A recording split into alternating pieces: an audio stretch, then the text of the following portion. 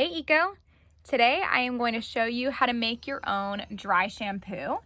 And the recipe that I use is great for blonde and brown hair, but if you have darker hair, you can sub charcoal for the cocoa powder. And if you have red hair, you can try cinnamon. But I'll share the recipe and then give you more tips for getting the right color at the end.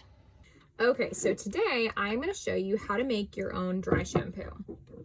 You're gonna need tapioca powder.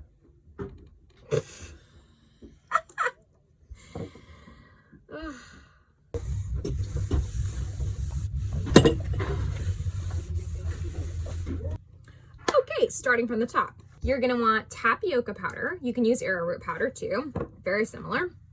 Cocoa powder, and I like to put in some essential oils for hair health. So eucalyptus is good for reducing dandruff and kind of scalp health, and it also promotes hair growth, which is nice. So what you're gonna do, you can use a funnel if you want to, and you're gonna take the tapioca powder and you're gonna fill your jar about halfway. Tapioca powder is really good for absorbing the oils, which is how dry shampoo works. It kind of refreshes your roots by taking the oil out. And then the reason that you mix in cocoa powder is simply to make this to where it's closer to the color of your hair so you don't get those white streaks. So my hair is like a medium blonde. I like to do about half and half. We'll see kind of how this color comes in. I'm gonna try that much. It also makes it smell really nice. So that's about half and half. I am gonna stir it up with a chopstick. So you're gonna mix it in really thoroughly. You can see on the sides, starting to get mixed.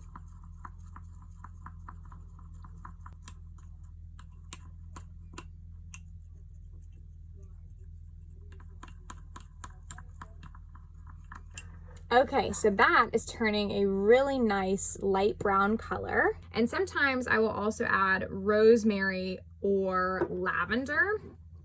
So I'm just gonna mix this in.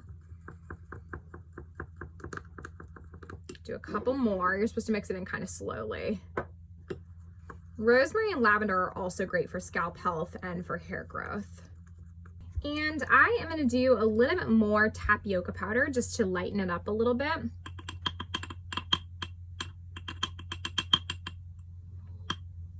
We'll just do the rest. Tapioca being the base ingredient is really what absorbs those oils, so no harm in adding more.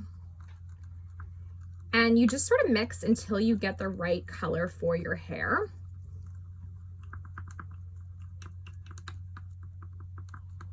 So that's looking really great to me.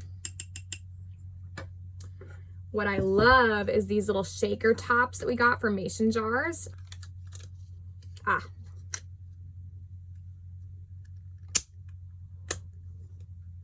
Okay, so you pop it in like that to the top and then screw it on and voila. Okay, so this is my finished product. If your hair is lighter than mine or blonde, you can just use less cocoa powder. If you have dark brown or black hair, you could use activated charcoal. It's super cleansing. I have heard it tints the mixture a lot faster, so you might want to use less than I did of the cocoa powder, or less charcoal than I used of cocoa powder. If you have red hair, you could use cinnamon. So it's really easy to play around with and customize for any hair color. But I love it because it doesn't leave those white streaks. So the key ingredient is something to absorb the oil. So either cornstarch, arrowroot powder, even rye flour, or tapioca powder, which is what we have in our bulk bar. But I'll show you guys how it goes on. I'm doing an oil hair mask right now.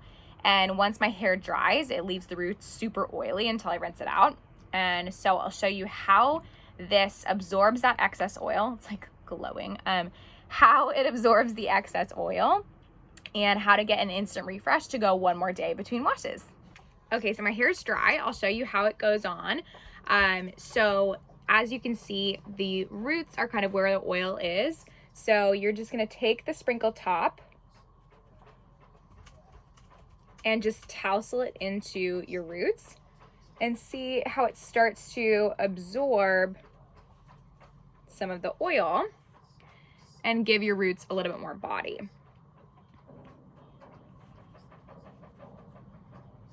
Okay, and do the same throughout.